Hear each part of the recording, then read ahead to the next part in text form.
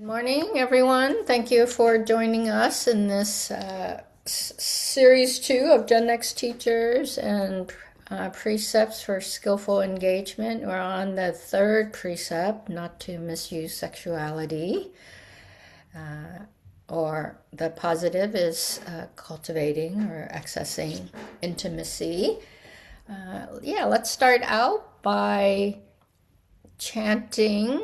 I wanted to give the structure of, in the Soto Zen tradition, taking the precepts in a very direct way, as in a public thing, is key.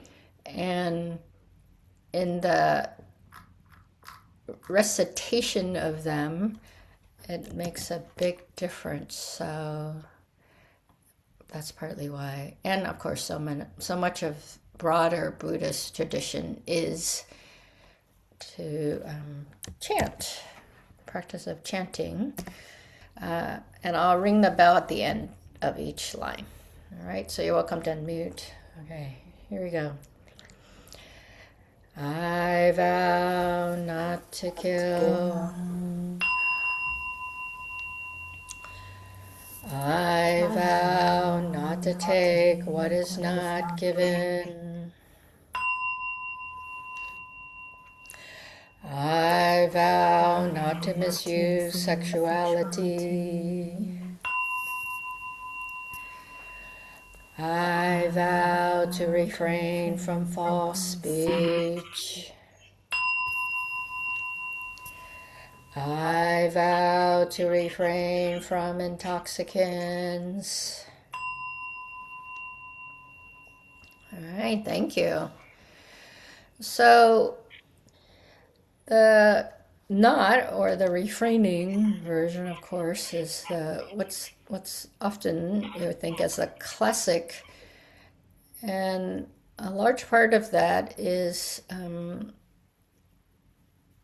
these precepts have to do with human tendencies that are very strong and powerful, and we can really see that with this precept. In particular, I would say, sexual misconduct is, and of course, given I live in California, so the big stink the last few weeks has been Eric Swalwell, the congressman who has fallen from grace in a big way. He was the preemptive, probably Democratic nominee for governor here. Running for governor, and allegation of sexual misconduct from multiple, I think they're all women who worked for him also in the past have come out. So I'll tell you that coming into this, I was like, last time we were on this, there was another one. So it just feels like it's just an endless thing. And on one level, I of course, it points towards how major this is. And as I was saying, how this is a energetic drive that is so big in our human life. And and how powerful it is, and so I was trying to think, well, what's one way to talk about this? I actually also thought, for the most part, and I think pretty much in this series, unless I'm wrong, and today in particular, for the most part, those of us who have been attending are female identify. Is that correct today? Yeah. So part of me wanted to, I've talked before about power differential, and I think we certainly can talk about that. To be perfectly honest, when I was thinking about this, I said, oh, my big aha is that in some ways my teaching has always been from this very much from the position of being down power, and in particular in this, in as it relates to this precept, from a female body, you know, and how all the points, all the ways I talk point towards my existence of femaleness, and the position from that location, how I go through the world and how I think about practice and how practice supports me. And one of those ways is that actually my first, now I have my book Home is Here, which is very much a restorative model based on the Engage Four Noble Truths. But actually my first restorative model that I worked on was around the 6 Paramitas, and I called it Reclaiming Wholeness. And it was very much, I'm also a social worker, so it was very much based on Judith Herman's.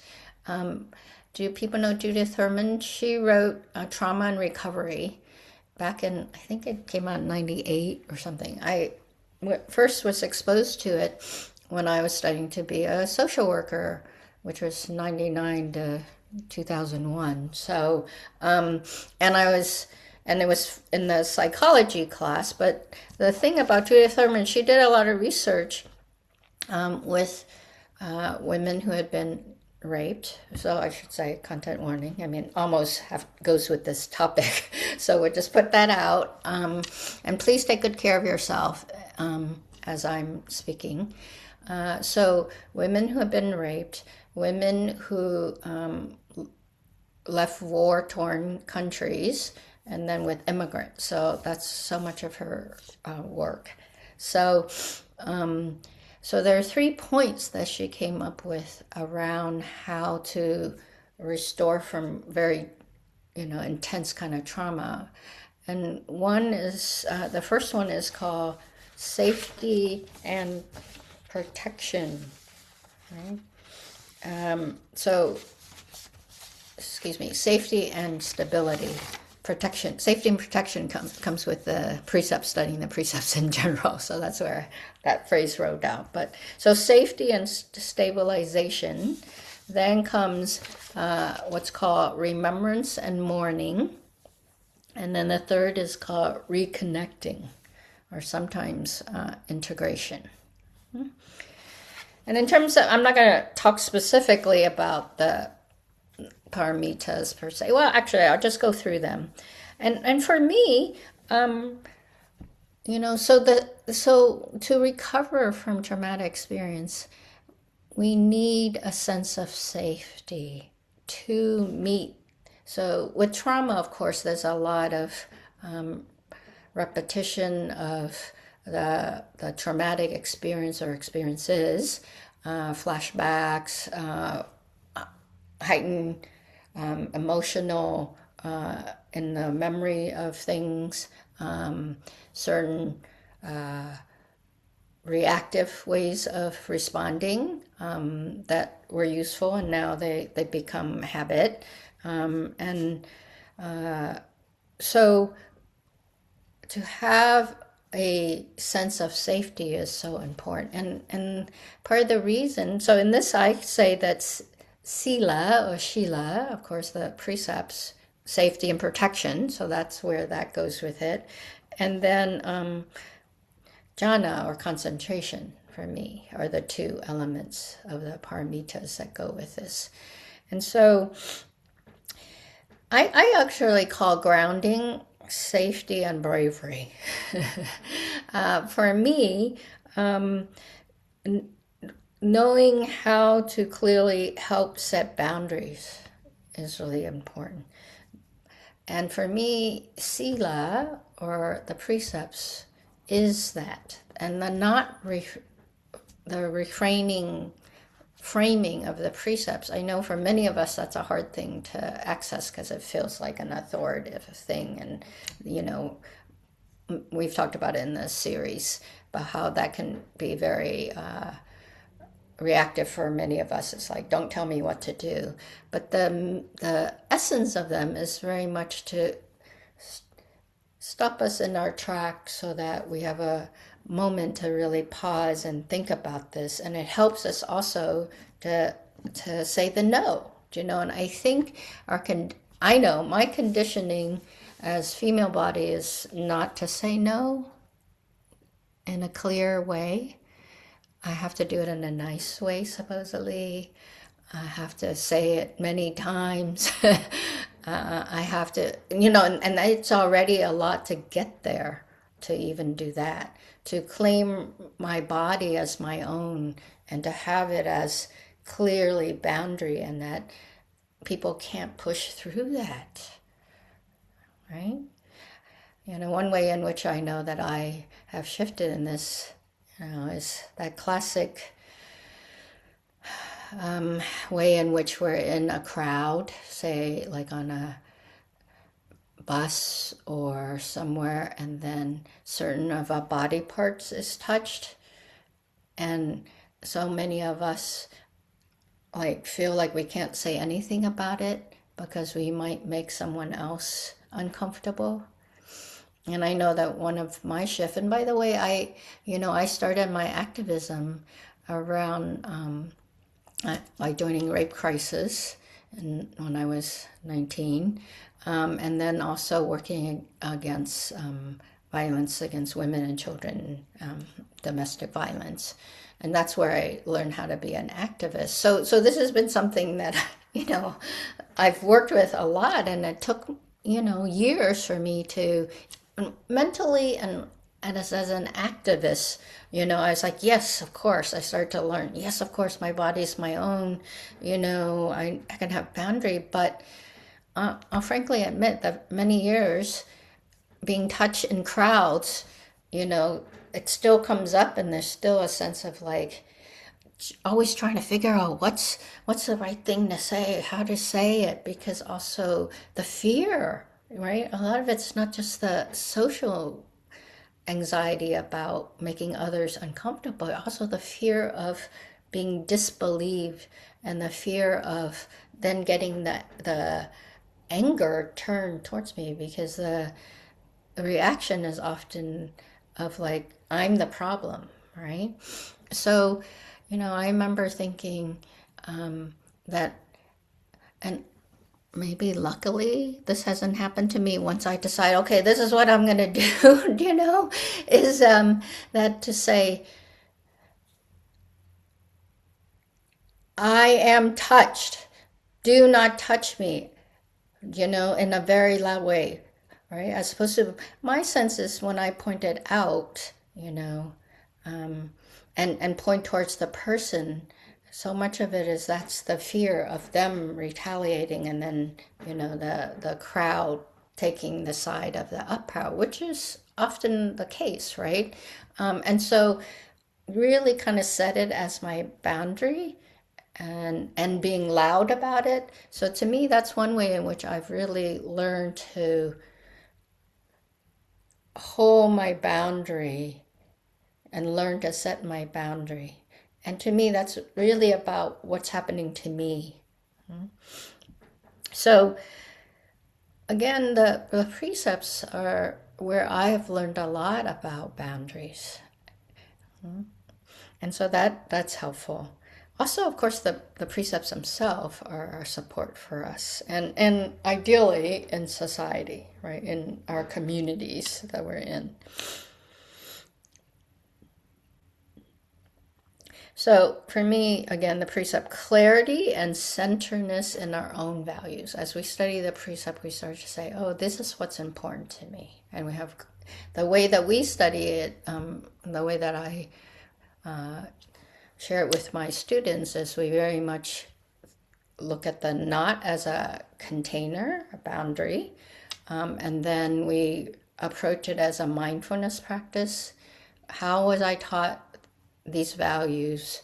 How do I have awareness moment to moment when the need for them comes up, such as in a way what I've been talking about, like what comes up, what are the emotions, what are the things I've been taught about, what's my fear around these, so the emotional stuff too, which actually kind of goes into the next part of Judith Herman, but we'll get there in a minute. And then also our, the last way that we work with the precept is what I call, Buddha nature, which is in my wholeness, I am centered in that I can make boundaries. I can say I am worthy, I am of value. I think that's so important for a female body, that we are taught that we're objects, and we are in many ways not taught to not have the sense of self-value. Okay.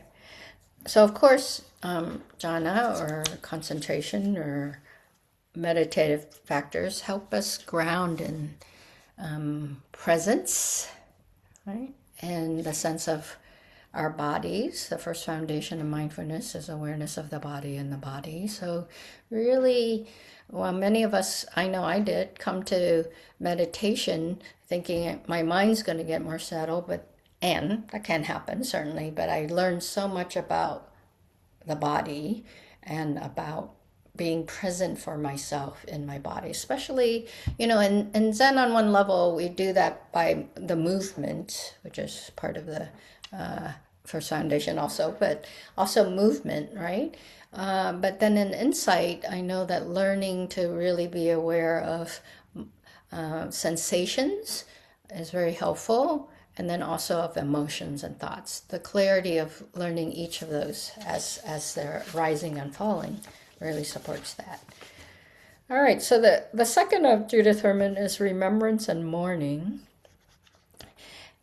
And so once we have that stability, and concentration also helps us to build capacity, doesn't it? To be with the uncomfortableness of things. And concentration in the various jhana states, we build that very stability so that we can observe the coming and going of difficult emotions, so that we can also learn about the processes of how thoughts, emotion, sensation arise, our reaction to them, and how to work with them in a very skillful way. And again, for me, that rests a lot in insight practices, mindfulness in particular. So in remembrance and mourning, we're becoming more aware of how our practice, especially concentration, provides supports to be with and expand our window of tolerance. Now, as we are with our past and the effects it has had and continues to have on us. How do we use discernment, wisdom, to determine both what to pay attention to and how we want to respond to what's happening now as it relates to the difficulty, the traumas of our life?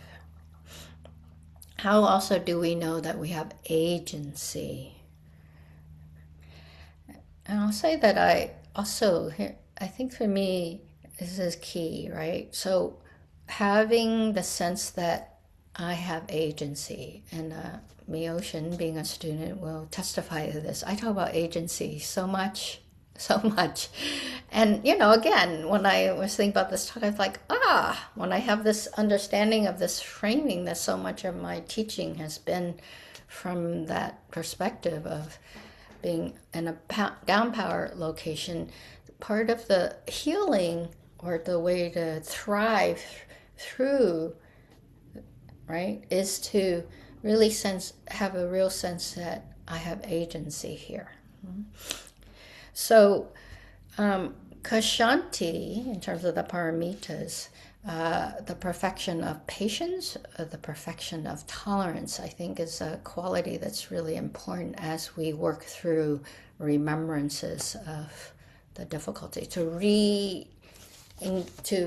engage with these repeated memories and flashbacks in a way that feels both grounding from the concentration, and also develop a sense of how we can reframe them.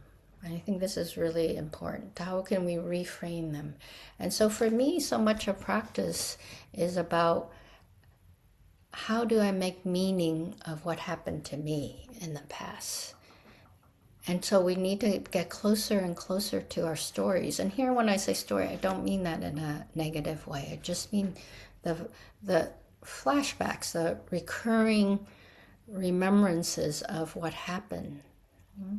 How do we make meaning of that now? How can we be with it versus fixing it? And that's the paradox, of course, of practice.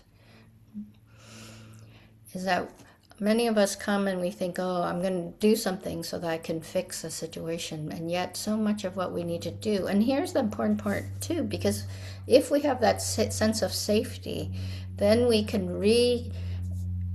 remember this in a way that we can see the processes. We can have a sense of agency and how we can reinterpret what happened. For instance, so many of us think it's my fault when something happens, and we really learn that where is it that we have taken on too much responsibility, because that's also part of our conditioning as female bodies. We are taught that we are responsible for other people's feelings. Isn't that true, right? And we are responsible for the collective often, the whole family, or, how the bus will feel, and that we have that responsibility to hold a whole bus versus ourselves. And often that's the thing, the responsibility is to take care of the collective much more than ourselves. So we have to give up ourselves to do that. So we have to fully be with the conditioning that we've had. Then we have to let go. And here I have letting go as also to forgive ourselves. Right? This is why I really appreciate Karuna practice, the Brahma Vihara Karuna, because the phrases, one of them is, learning to have patience and then learning to forgive ourselves for our past mistakes. And the past mistakes here is, for me, that I've learned, is not what society necessarily tells me as what I've made as mistakes, right? I didn't take care of the collective. I chose myself. I was selfish. Chose myself first, right? But really that I forgive myself, that I gave up myself, that I abandoned myself. Right? So we let go or forgive what is no longer in service of our life now. And so much of that is saying, I'm part of all beings, right? Again, people have practiced with me would know often when we do like Brahma Viharas and we go to all being, I say, including this one. And I remember the first time it came up for me, I was like, of course, but just saying it makes a big difference. And then to really feel that in a very deep way. For me, that's a reclaiming that I'm part of the whole.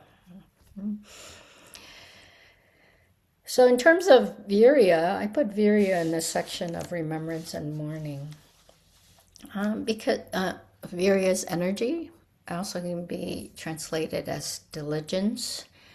And for me, it really supports mourning in particular, right? Because it's working with the energy to hold or be with loss. It takes diligence, actually, to work through the processes of grief that comes with loss.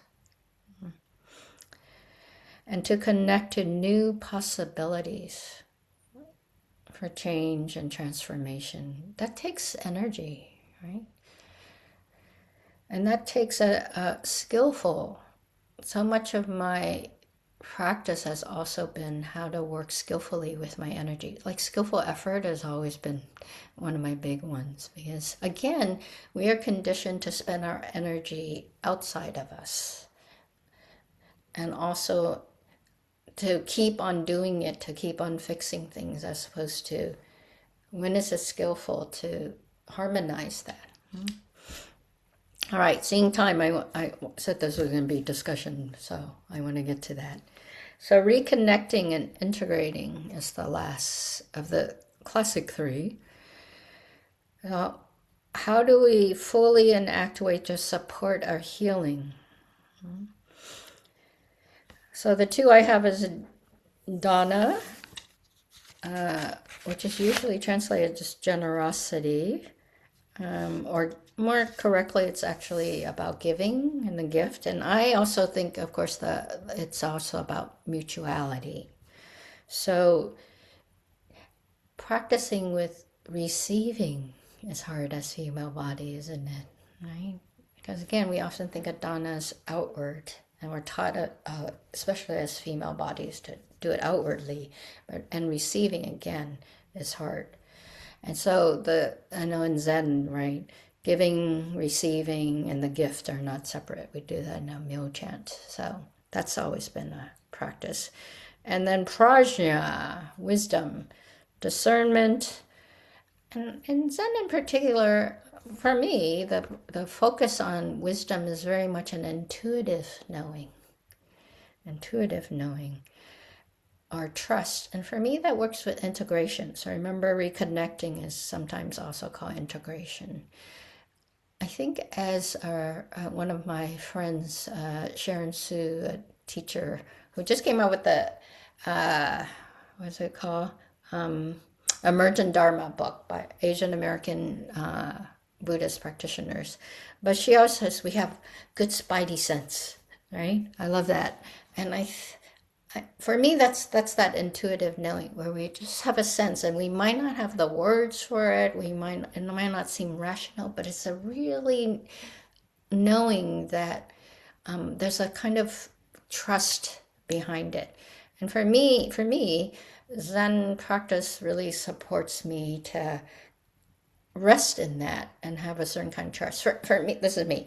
For me, insight practice is like essay writing, where, there's a craft to it, but there's also like, this is how you do it. Here are the steps. And then for me, Zen is like poetry writing, where there's also a craft and you have to learn it. But then there's also some element that you can't quite, you can't teach or you can't quite say, but for you know what good poetry is, and you know what your response to, and you trust that in poetry because there's a kind of, I'll call it beauty that goes with it, that you just have a sense of. So for me, this is the part in which there's a sense of our wholeness.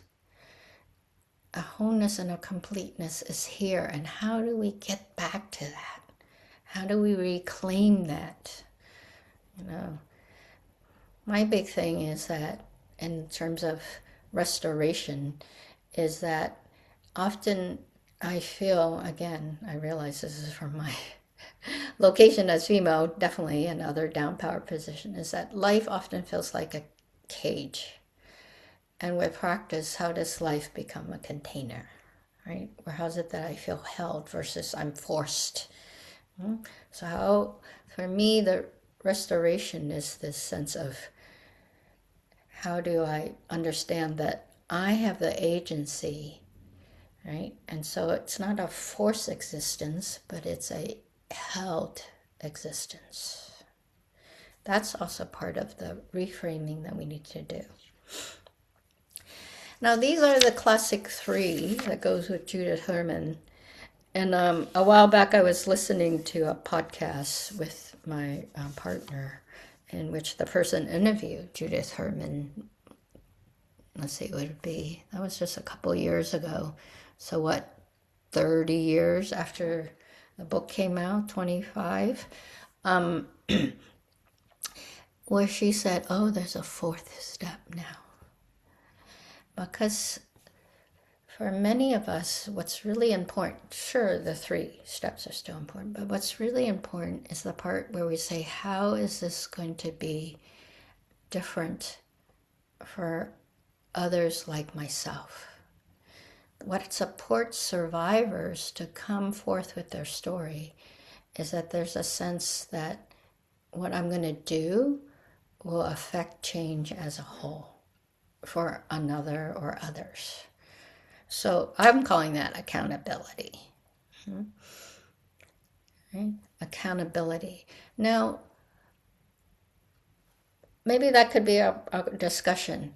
This morning when I was thinking about this, I thought, because of course part of what's difficult about, for me, about when we say practice and Buddhist practice is so much of our practice. And I think, from someone who wants to put the systemic stuff on things, I think totally is great for how we view things. But in terms of practice, for the most part, it's a self-practice, isn't it? Our practice is a self-practice, right?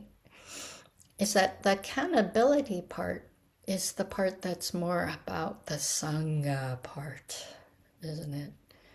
How do we as a whole, how do we affect change for the whole, right?